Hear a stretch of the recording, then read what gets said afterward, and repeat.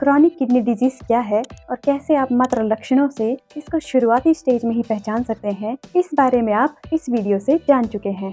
आज हम समझेंगे क्रॉनिक किडनी डिजीज की डिफरेंट स्टेजेस के बारे में। किडनी डिजीज की कितनी स्टेजेस हैं और कौन सी स्टेज में कौन से लक्षण पाए जाते हैं और पर्टिकुलर स्टेज के हिसाब से पेशेंट की कंडीशन किस तरह की होती है। थोड़ा रिकैप देख लेते हैं कि क्रॉनिक किडनी डिजीज आखिर है क्या।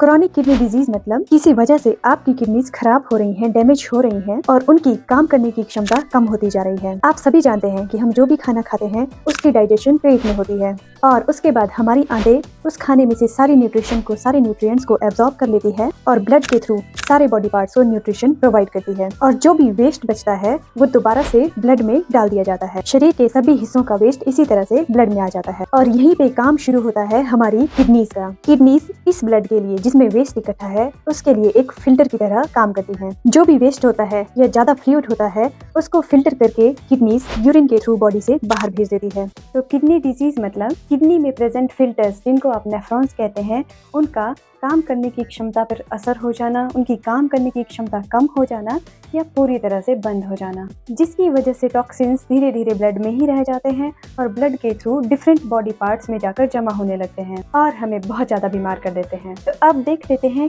किडनी डिजीज की कितनी स्टेजेस हैं और कौन सी स्टेज जो है सबसे ज्यादा सीरियस है। क्रॉनिक किडनी डिजीज को डिवाइड किया गया है 5 पार्ट्स में और EGFR के बेसिस पर ये 5 स्टेजेस बताई गई हैं।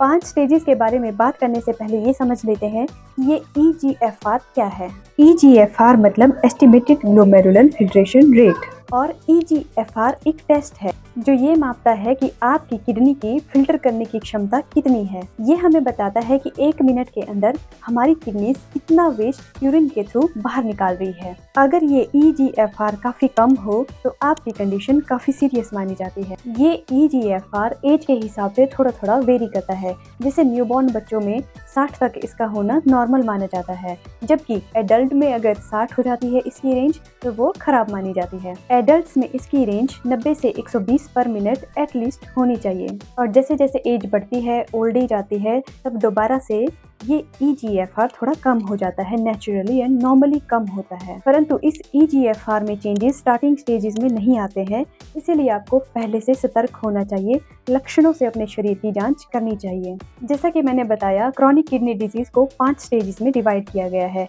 बात करें स्टेज 1 की, इसमें EGFR 90 या इससे ज़्यादा होता है, जो कि वैसे तो नॉर्मल है, परंतु फिर भी ये कहा जाता है कि इस स्टेज में किडनीज खराब होने की शुरुआत हो गई होती, जिसका मतलब सिर्फ इतना सा है कि आपकी किडनी में कोई ना कोई प्रॉब्लम शुरू हो गई है। जैसे आपकी किडनी में सिस्ट हो सकते हैं, स्टोन हो सकते हैं या कुछ और हो सकता है, परंतु इसका मतलब रीनल फेलियर बिल्कुल भी नहीं है, क्योंकि इस कंडीशन में, इस स्टेज 1 में किडनी की फंक्शनिंग पूरी तरह से नॉर्मल होती है और अगर किडनीज काम नॉर्मल कर रही हैं तो लक्षण भी कोई नहीं नजर आएंगे। इसके बाद आती है स्टेज 2।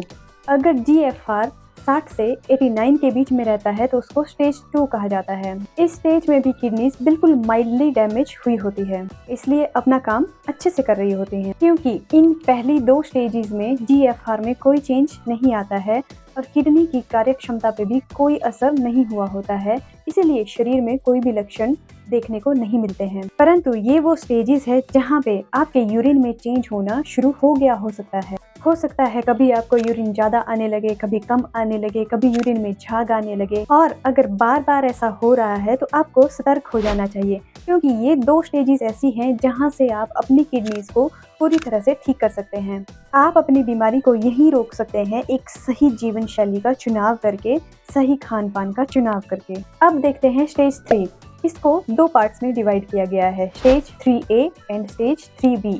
स्टेज 3A में GFR 45 से 59 के बीच होता है और इस स्टेज में kidneys mild to moderately damage हुई होती हैं। यही वो स्टेज है जहाँ पे लक्षण दिखना शुरू हो जाते हैं, क्योंकि किडनी की कार्य क्षमता इसमें कम हो जाती है। ऐसा नहीं है कि किडनीज यहाँ पे पूरी तरह से काम करना बंद कर देती है, किडनीज काम कर पाती है परंतु अपनी पूरी क्षमता से नहीं कर पाती, जिसकी वजह से वेस्ट प्रोडक्ट्स और एक्स्ट्रा जो फ्लूइड होता है वो सब बॉडी में ही जमा होने लगता है, जिसके कारण आपको लक्षण देखने को मिलते हैं सोजिश, आंखों के ऊपर नीचे सोजिश, पाँव पे सोजिश और साथ ही साथ आप थकान और कमजोरी महसूस करना भी शुरू कर देते हैं। स्टेज 3B, इसमें GFR पहुंच जाता है 30 से 44 के बीच। जो सोजिश हो रही होती है वो और ज़्यादा बढ़ जाती है।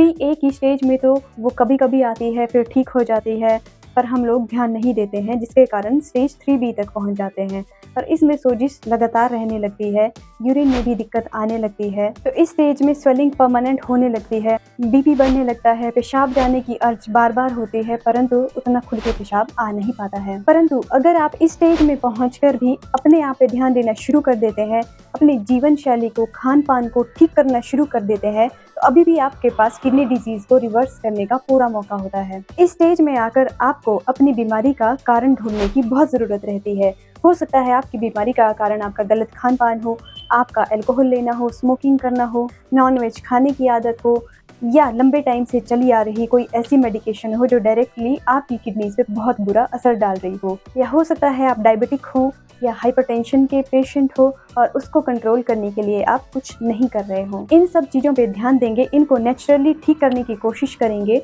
तो किडनी अपने आप ही ठीक होना शुरू हो जाएगी और आपकी बीमारी नेक्स्ट 4th और 5th स्टेज में नहीं जाएगी। स्टेज 4, इसमें GFR 15 से 29 के बीच ही रहता है। किडनीज इस स्टेज में काफ़ी ज़्यादा डैमेज हो चुकी होती है, इसीलिए बहुत थोड़ा काम कर रही होती है या मात्र ना के बराबर काम कर रही होती है। इस स्टेज में शरीर में बहुत ज़्यादा टॉक्सिन्स जमा होने लगते हैं, जिसके कारण पेशेंट को उल्टी का मन होना, उल्टी हो जाना, बहुत ज़्यादा थकान होना, खून की कमी होना, बहुत ज़्यादा सोजिश होना, शरीर में सांस लेने में तकलीफ होना और हार्ट बीट का इरेगुलर होना जैसे सिम्टम्स आने लगते हैं। शरीर में एक्स्ट्रा फ्लूइड के भर जाने से और टॉक्सिन्स के इकट्ठा हो जाने से हार्ट और लंग्स पे भी बहुत बुरा असर पड़ने लगता है और आजकल काफ़ी यंग एज में ही हार्ट अटैक जैसी दिक्कतें आने लगी है। ऐसी कंडीशन में हार्ट अटैक वाले पर्सन को अटेंड करने वाला पहला पर्सन ही सबसे बड़ा डॉक्टर होता है उस पर्सन के लिए। और किस तरह से आप हार्ट अटैक में किसी पर्सन की जान को बचा सकते हैं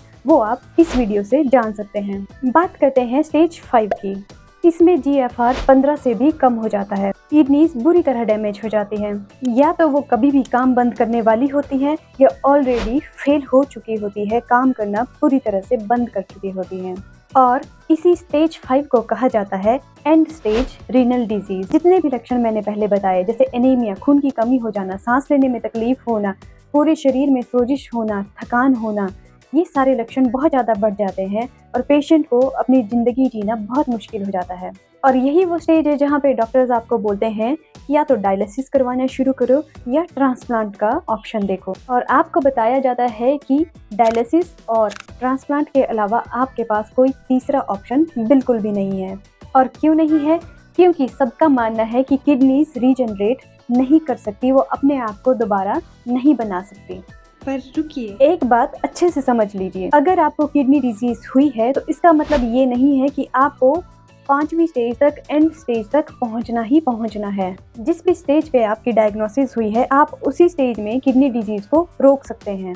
और दूसरी बात, सभी कहते हैं कि किडनीज रीजनरेट नहीं हो सकती, परंतु ऐसा नहीं है। किडनीज रीजनरेट कर सकती हैं, परंतु इसको रीजनरेट होने में टाइम लगता है, काफ़ी साल लगते हैं। और इससे रिलेटेड स्टडी भी मैं आपको नेक्स्ट वीडियो में दे दूंगी। आपकी किडनी डिजीज़ की वजह चाहे कुछ भी हो, चाहे आपके खान पान उसकी वजह हो, चाहे आपका अल्कोहल लेना उसकी वजह हो, चाहे IgA नेफ्रोपैथी जैसी किडनी की कोई भी बीमारी उसकी वजह हो, फिर भी किडनीज खुद को रीजनरेट कर सकती हैं। परंतु वो कितना रीजनरेट करेगी ये डिपेंड करता है आपकी आदतों पे, आपके खान पान पे, आपके लाइफस्टाइल पे।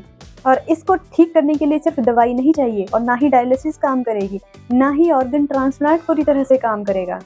आपको मदद लेनी होगी नेचुरल दवाइयों की, होम्योपैथिक आयुर्वेदिक दवाइयों की, कुछ जड़ी बूटियों के काढ़े की, मोटे अनाज की। अगर आप चल सकते हैं तो आपको ज़रूरत होगी सिंपल वॉक करने की। अगर नहीं चल सकते तो आपके लिए और ऑप्शंस हैं। ऐसा नहीं कि आप कुछ भी खाए पिए जाएं और कैसा भी जीवन जिएं और फिर बोलें कि ठीक नहीं हो रहे हैं। आपको अपने आप के लिए खुद मेहनत करनी होगी, अपने आप को सही टाइम देना होगा, अपने आप के लिए सही खाना चुनना होगा, सही लाइफस्टाइल चुनना होगा, तभी जाके आप ठीक हो सकते हैं। और कम से कम पूरा ठीक ना सही, आप उतना ठीक तो हो ही जाएंगे कि आप एक नॉर्मल ज़िंदगी जी सकें, पहले जैसी ज़िंदगी जी सकें, जो कि डायलिसिस और ट्रांसप्लांट के साथ भी पॉसिबल नहीं है।